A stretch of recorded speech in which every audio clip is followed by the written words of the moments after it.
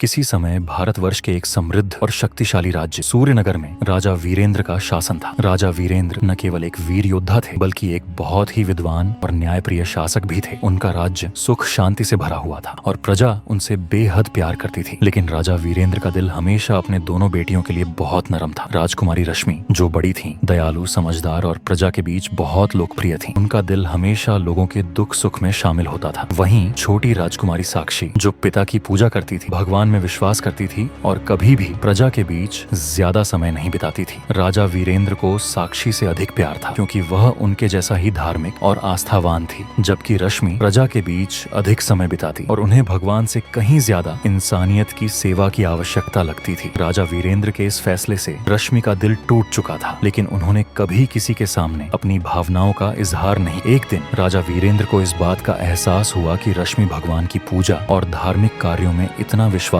नहीं करती जितना वह चाहते थे। उन्हें यह भी लगता था कि रश्मि प्रजा के बीच ज्यादा समय बिता रही थी और उनकी धार्मिकता पर ध्यान नहीं दे रही थी। गुस्से में आकर राजा वीरेंद्र ने फैसला लिया कि रश्मि को महल से बाहर भेज दिया जाए ताकि वह अपनी गलतियों को सुधार सके और भगवान के प्रति अपना आस्थावान रूप बदल सके। यह निर्णय रश्मि के लिए अत्यंत कठिन था, लेकिन उसने कभी अपनी भावनाओं का इजहार नहीं किया। रश्मि को महल से बाहर भेज दिया गया और वह अकेले जंगल की ओर चल पड़ी। रश्मि जंगल में अकेली चल रही थी और उसकी भूख से हालत खराब हो रही। उसका पेट चिल्ला रहा था, लेकिन वह किसी भी तरह से रुकने को तैयार नहीं थी। चलते चलते वह एक झोपड़ी के पास पहुंची जहां एक साधु डाकू रहते थे। डाकू ने देखा कि रश्मि बहुत थकी हुई और भूखी है, तो उसने उसे पानी दिया और कहा, यह जंगल बहुत खतरनाक है, यहाँ से जल्दी निकल जाओ। रश्मि ने मुस्कुराते हुए कहा, आप मेरे भाई हो, अगर कभी मदद की आवश्यकता हो तो मैं जरूर आऊंगी। फिर वह धीरे धीरे जंगल की ओर बढ़ी और एक पेड़ के नीचे सोने के लिए लेट गई। रश्मि को उस रात अजीब सा सपना आता है। सपने में एक बूढ़ा आदमी उसे कहता है, तुम्हें कठिन रास्ते से गुजरना होगा, लेकिन जो साहस और समझदारी से हर मुश्किल का सामना करेगा वही अपनी पहचान पा सकेगा। तुम्हारे सामने कई लोग आएंगे, लेकिन केवल तुम्हारी बुद्धि से ही तुम्हें उन्हें पहचानने की ताकत मिलेगी। यह सपना रश्मि के लिए एक चेतावनी की तरह था। उसने अपने जीवन के संघर्ष को अब एक नई दिशा में देखने की ठानी। वह समझ गई थी कि उसे बस अपनी आस्था और समझ से इन मुसीबतों का सामना करना था। अगली सुबह रश्मि एक जलधारा के पास पहुंची। वहां उसने एक आभूषण देखा जिसमें कुछ रहस्यमयी प्रतीक बने हुए थे। यह आभूषण बहुत पुराना था और रश्मि को महसूस हुआ कि यह किसी महत्वपूर्ण राज को छिपाए हुए है। उसने आभूषण को उठाया और आगे बढ़ने लगी। कुछ देर बाद वह एक पुराने मंदिर के खंडहर में पहुंची। वहां उसने देखा कि मंदिर के भीतर एक गुप्त मार्ग था। गुप्त मार्ग ने उसे एक झील तक पहुंचाया जहां एक पत्थर रखा था जिस पर तलवार रखी हुई। उस तलवार पर अर्जुन लिखा हुआ था। रश्मि की आंखों में एक चमक आ गई। उसने महसूस किया कि उसका रास्ता अब साफ हो चुका था। रश्मि ने देखा कि उस पत्थर के पास एक युवक सो रहा था जो काफी कमजोर और थका हुआ था। उसने तुरंत उसकी मदद करना शुरू किया, उसे पानी और खाना दिया और उसकी सेवा करने लगी। कुछ दिनों में युवक की हालत सुधरने लगी। रश्मि ने धीरे से पूछा, तुम कौन हो? युवक ने कमजोर आवाज में जवाब दिया, मेरा नाम अर्जुन है, लेकिन मुझे अपनी पहचान और अतीत की कोई याद नहीं। रश्मि को यह समझ में आ गया कि अर्जुन कोई साधारण व्यक्ति नहीं हो सकते, वह किसी गहरे रहस्य से जुड़े हुए। लेकिन रश्मि ने इसका कोई खुलासा नहीं किया और उसने अर्जुन की देखभाल जारी रखी। कुछ दिनों बाद अर्जुन ने रश्मि से कहा, क्या तुम मुझसे शादी करोगे? रश्मि ने मुस्कुराते हुए कहा, यह मेरे लिए सौभाग्य की बात है। मैं भगवान का धन्यवाद करती हूँ कि मुझे आप जैसा साथी मिला। अर्जुन और रश्मि ने मिलकर शादी कर ली। वे एक छोटे से गांव में रहने लगे, लेकिन अर्जुन का अतीत अभी भी एक रहस्य था। रश्मि को अब यह समझ में आ रहा था कि अर्जुन का कोई गहरा संबंध हो सकता है जो उसे अपनी पहचान को छिपाने के लिए मजबूर करता था।